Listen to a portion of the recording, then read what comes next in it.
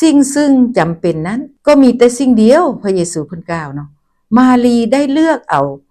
สิ่งที่ดีนั้นแล้วและผู้ใดจะมาญาติเอาสิ่งนี้ไปจากนางบ่ได้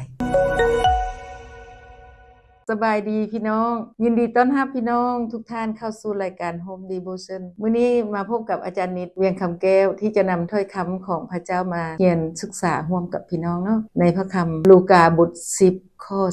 39ถึง42เนาะก่อนจะอ่านถ้อยคำนั้นพวกเราจะอธิษฐานก่อนเนาะขอเชิญพี่น้องร่วมใจกันข้าแต่พระบิดาเจ้าของพวกข้าน้อยทั้งหลายผู้ทรงสถิตอยู่ในสวรรค์พวกลูกทั้งหลายมีความสมชื่นยินดีในเช้าวันใหม่มื้อนี้พวกลูกจะเข้าเฝ้าพระเจ้าด้วยคำอธิษฐานและถ้อยคำของพระองค์เพื่อการดำรงชีวิตของพวกลูกวันนี้จะได้เดินในทางที่ถูกต้องและเดินตามพระคำของพระเจ้าขอพระวิญญาณบริสุทธิ์เสด็จมาร่วมกับพวกลูกแต่วันนี้ตั้งแต่เช้าถึงค่ำให้อยู่ในการปกป้องคุ้มครองมาจากพระเจ้าเพื่อพวกลูกจะได้เรียนรู้ในพระคำของพระองค์นำไปปฏิบัติในละวันนั้นทูลขอในพระนามพระเยซูคริสต์เจ้าอาเมนขอเชิญพี่น้องเนาะอ่านถ้อยคำนำกันและก็จะอธิบายไปเป็นแต่ละข้อเนาะเพื่อให้เราเข้าใจได้ดีเนาะพระคำลูกาบท10ข้อ39ว่าถึงมาธาเนาะข้อ39ว่ามาธามีน้องสาวคนหนึ่งชื่อว่ามารีผู้ซึ่งมานั่งอยู่ใกล้ตีนขององค์พระผู้เป็นเจ้าและฟังถ้อยคำของพระองค์เนาะในข้อนี้อยากอธิบายเป็นประการที่1ซะเนาะคือว่ามาธานี่ลาวมีน้องสาวคนหนึ่งชื่อว่ามารีผู้ซึ่งมานั่งอยู่ใกล้ตีนขององค์พระผู้เป็นเจ้าและฟังถ้อยคำของพระองค์เนาะสองน้องนี้อยากว่าให้ฟังอีกหน่อยนึงเนาะเพราะว่าข้าเจ้ามีน้องชายคนนึงที่ชื่อว่าลาซาโลเนาะลาซาโลที่ตายแล้ว4วันแล้วพระเยซูบันดาลให้คืนมาก็ยังมีชีวิตอยู่ฉะนั้นสองน้องจึงได้พากันจัดงานเลี้ยงนี้ขึ้นเพื่อเชิญพระเยซูมาเยี่ยมยามพวกเขาดังนั้นประการที่1ก็คือเป็นอย่างนี้เนาะให้เฮาฮู้อยู่ในโยฮันบทที่11เนาะอยู่ในบทที่11ข้อ39นั่นแหละที่เว้าถึงว่าลาซาโลตายได้4วันแล้วซึ่งเป็นน้องของมารีมาธานี่แล้วเราป่วยตายแล้วเราก็ได้คืนมาเนาะพระเยซูบันดาลให้คืนมาเพราะว่าเราตายแล้วจนเอาไปฝังแล้วได้พี่น้อง4วันยังคืนมาฉะนั้นให้พี่น้องได้อ่านในพระคำโยฮันบทที่11ข้อ39เนาะอันนี้มันประการที่1ที่อยากให้พวกเขาฮู้เนาะและประการที่2บัดนี้ในข้อ40นั้นส่วนมาธานั้นมัวแต่วุ่นวายอยู่กับเวียกบ้านการเฮือนตั้งหลายอย่างที่ตนต้องการเฮ็ดดังนั้นนางจึงมาหาพระองค์และว่าพระองค์เจ้าเอ๋ยท่านบ่สนใจบ่ที่น้องสาวของข้าน้อยปะให้ข้าน้อยเฮ็ดเวียกทั้งหมดนี้แต่ผู้เดียวจงบอกนางมาให้ช่วยข้าน้อยเด้จงบอกนางให้มาช่วยข้าน้อยเด้ส่วนมาธานั้นเนาะพระคัมภีร์ตนนี้ว่าเรามัวเมาวุ่นวายอยู่กับเวียกบ้านการเฮือนตั้งหลายอย่างจึงคิดว่าเมื่อมาบอกองค์พระผู้เป็นเจ้าคือพระเยซูคริสต์เจ้าแล้วบอกว่าให้บอกให้น้องของข้าน้อยนั้นไปช่วยเวียกข้าน้อยเด้แล้วปะให้ข้าน้อยเฮ็ดเวียกผู้เดียวเวียกทั้งหมดให้ข้าน้อยเฮ็ดแต่ผู้เดียวจงบอกนางไปช่วยข้าน้อยเด้เราคิดว่าถ้าพระเยซูคริสต์จะบอกแล้วนั้นนะเรานางมารีนี่อาจจะไปเนาะเราคิดจังซั่นดังนั้นประการที่3จึงมากล่าวถึงองค์พระเยซูคริสต์เจ้าจะกล่าวกับนางว่าแนวใดเนาะเฮาเบิ่งประการที่3ต่อไปในข้อที่41บอกว่าแต่องค์พระผู้เป็นเจ้าได้ตอบนางว่ามาธาเอ๋ยเจ้ากังวลและมัววุ่นวายอยู่กับหลายสิ่งแท้หนออันนี้มันประการที่3ให้พี่น้องได้เข้าใจว่าประการที่3นี้พระเยซูบ่ได้ย่องย่อมาธาเลยเด้พระเยซูกล่าวตำหนิเราตำหนิอย่างเปิดเผยเลยบอกว่ามาธาเอ๋ยเจ้ากังวลและมัววุ่นวายอยู่กับหลายสิ่งแท้หนอพระเยซูตำหนิได้แม่นบ่พี่น้องพระเยซูตำหนิเด้เพิ่นบ่ได้ย่องเด้เพิ่นตำหนิซ้ำเนาะแล้วก็บ่ได้บอกมารีให้ไปซอยเวียกพระเยซูกล่าวตำหนิว่าเราวุ่นวายนำเวียกบ้านการเฮือนหลายสิ่งหลายอย่างแท้เนาะมาคิดเบิ่งว่าเป็นจังไดมาธาบัดนี้เฮามาเบิ่งประการที่4เนาะสุดท้ายข้อ42เนาะพระเยซูกล่าวต่อไปอีกว่าสิ่งซึ่งจำเป็นนั้นก็มีแต่สิ่งเดียวพระเยซูเพิ่นกล่าวเนาะมารีได้เลือกเอาสิ่งที่ดีนั้นแล้วและผู้ใดจะมาญาติเอา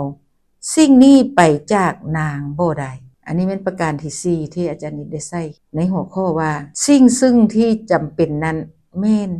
มีสิ่งเดียวบ่มีหลายสิ่งเด้พี่น้องมีสิ่งเดียวคือมารีได้เลือกเอาแล้วเนาะสิ่งที่ดีนั้นมารีได้เลือกเอาแล้วและบ่มีผู้ใดที่จะมาญาติเอาสิ่งนี้ไปจากนางได้เนาะญาติไปบ่ได้เพราะว่านางได้เลือกเอาสิ่งที่ดีแล้วฉะนั้นพระเยซูย่องได้บัดนี้พระเยซูย่องยอสมเสยมารีว่ามารีเป็นคนที่เลือกเอาสิ่งที่ดีแล้วและสิ่งนี้ก็มีแต่สิ่งเดียวคือถ้อยคำของพระเจ้าดังนั้นมารีจึงได้รับคำสมเสยย่องยอจากพระเจ้าพระเยซูว่าสิ่งที่ดีนั้นแม่นมีสิ่งเดียวและมารีได้เลือกเอาแล้วและจะบ่มีผู้ใดมาญาติเอาไปจากนางได้พระเจ้าเว้าเนาะพระเจ้ากล่าวย่องยอสมเสย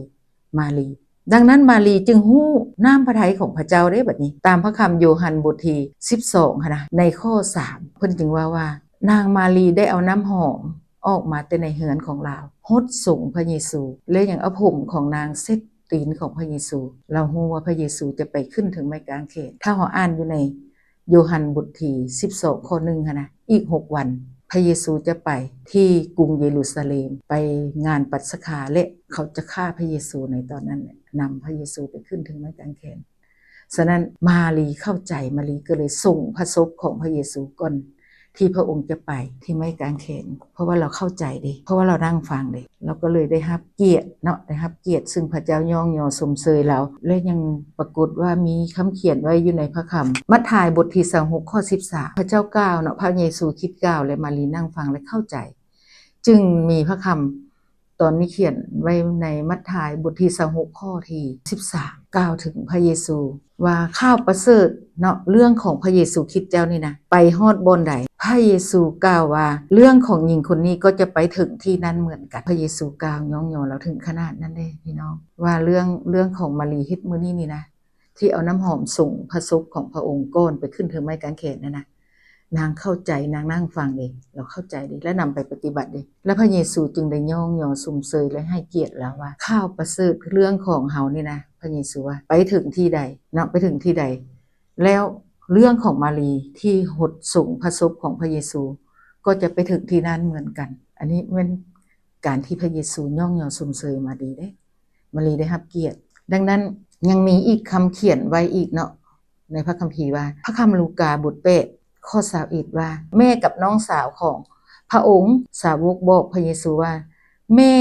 กับน้องสาวของพระองค์น้องสายของพระองค์มาท่าอยู่ทางนอกเวลาพระเยซูนั่งเทศนาอยู่ในเฮือนแล้วมีคนเต็มตันประตูอยู่เนาะมันเต็มดิฮอดประตูบ่มีบนเข้าแล้วแม่เพิ่นกับน้องกับอย่างเพิ่นมาแล้วสาวกก็เลยบอกว่าพระอาจารย์เอ้ยแม่ของพระองค์มาได้หันกับน้องชายน้องสาวพระเยซูว่าผู้ที่ได้ยินพระคำของพระเจ้าและนำไปปฏิบัติผู้นั้นแหละแม่นแม่และน้องชายของเฮาอันนี้มันการที่พระเยซูได้ย่องมารีฉะนั้นมารีจึงได้รับคำย่องยอสมเสยเนาะอันนี้อยากได้รับบทเรียนให้พวกเฮาเนาะมีอยู่4ประการนี้เฮามาย่อเอาสรุปว่าเฮาได้รับบทเรียนคือ1ความเชื่อเดียวกันเนาะมารีกับมาธานี่แต่ว่าการปฏิบัติหรือการคิดของเขาเจ้าน่ะแตกต่างกันผู้นี้คิดแนวนี้ว่าเฮ็ดจังซี่คือสิดีเนาะผู้นี้เฮ็ดแนวนี้มานั่งฟังพระคำคือสิดีเนาะส่งคนนี้มีความเชื่อพระเยซูฮักพระเยซูเนาะเทิดทูนพระเยซูแต่การปฏิบัติของเขาบ่คือกันแล้วก็ความคิดก็บ่คือกันเนาะอันนี้เฮาอยากมาสรุปแบบนี้และอันที่2ก็อยากสรุปให้ว่าพระเยซูย่องยอสมเสยผู้ที่เชื่อฟังพระคำของพระเจ้าและปฏิบัติตามคือมารีได้รับการย่องยอสมเสยแต่ว่าเอื้อยของเราเนาะมาธาก็เฮ็ดดีเหมือนกันได้เราเข้าใจว่าดีเนาะการแต่งอยู่ครัวกินการต้อนรับแขกดีเด้อยากได้อันแซ่บๆดีๆมาให้กินแต่เราพัดถูกตำหนิติเตียนว่าเราวุ่นวายนำเวียกบ้านการเหือนหลายสิ่งแท้เนาะเราบ่จัดแจงเวลาเป็นเทื่อเนาะเรายังบ่เข้าใจจัดแจงเวลาเทื่อนะเราก็เลยค่อยต้องเฮ็ดแนวนี้แหละเนาะเรายังบ่เข้าใจเราก็เลยแต่งอาหารเราบ่เอาเวลาให้กันกับเวลาฟังพระคำถ้าสมมติว่าเราเข้าใจเนาะเราก็ไปนั่งฟังถ้อยคำแล้วจึงมาแต่งอยู่หัวกินหรือว่าเฮ็ดไว้ก่อนฮู้ว่าเฮาเชิญพระเจ้ามาเฮือนเด้เฮาต้องแต่งครัวกินไว้ก่อนบัดเพิ่นมาแล้วเฮาก็มานั่งฟังนำกันอันนี้คงจะเป็นการดีหลายฉะนั้นคิดว่าความเชื่อของพวกเฮานี่บางเทื่อมันก็บ่ทันถึงขั้นหรือว่าถึง ถึงเวลาเนาะก็อาจจะเป็นเหมือนมาถ่าก็ได้เด้ขอสรุปก็คือแนวนั้นแหละเขาจะอธิษฐานกันเนาะข้าแต่พระบิดาเจ้า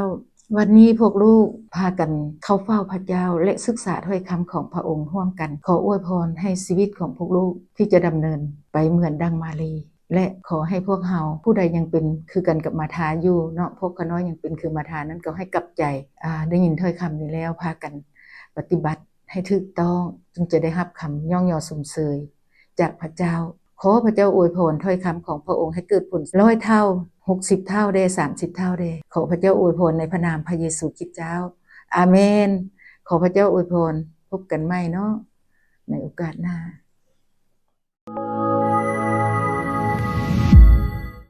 พี่น้องก็สามารถเป็นส่วนหนึ่งในการผลิตรายการต่างๆของพวกเราได้